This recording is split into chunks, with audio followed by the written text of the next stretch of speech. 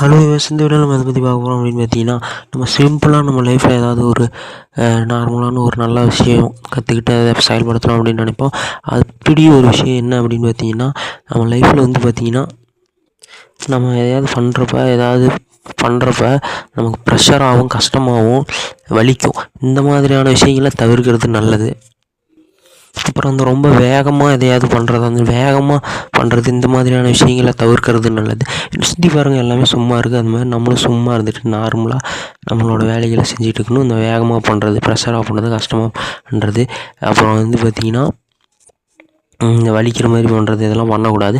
நம்ம லைஃப்பில் நிறைய விஷயங்கள் நம்ம தெரிஞ்சிருப்போம், தெரியாமல் இருக்கோம். நிறைய விஷயங்கள் கற்றுட்டு மறந்துருப்போம். நிறைய விஷயங்கள் நமக்குள்ளே இருக்கும். நம்ம அறிவையே நம்பிட்டு கூடாது. அது என்ன பண்ணுறதுன்னா மிஸ்டேக் பண்ண வாய்ப்பு இருக்குது. ஸோ நம்ம உணர்வுகளையும் கொஞ்சம் நம்பணும். ஏதாவது ஒரு சிக்னல் வரும் நமக்கு, இதை பண்ணலாமா பண்ணக்கூடாதா அப்படின்னு சொல்லிட்டு.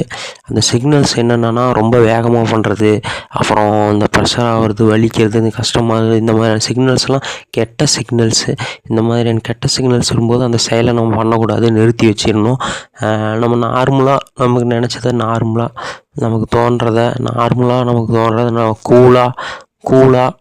கூலானா ரொம்ப அமைதியாக பொறுமையாக நார்மலாக நமக்கு தோன்றதை பண்ணணும். அதுதான் ரொம்ப புத்திசாலித்தனம். அதுதான் நம்ம உடம்பு நம்ம பண்ண சொல்லும். இந்த மாதிரி ரொம்ப கஷ்டமாகிறது, ப்ரெஷர் ஆகிறது, ரொம்ப ஸ்பீடாக பண்ணுறது, இந்த மாதிரி விஷயங்கள்லாம் நம்ம உடம்பு பண்ண சொல்லாது. ஸோ நார்மலாக நம்ம பண்ணிட்டு போகணும்.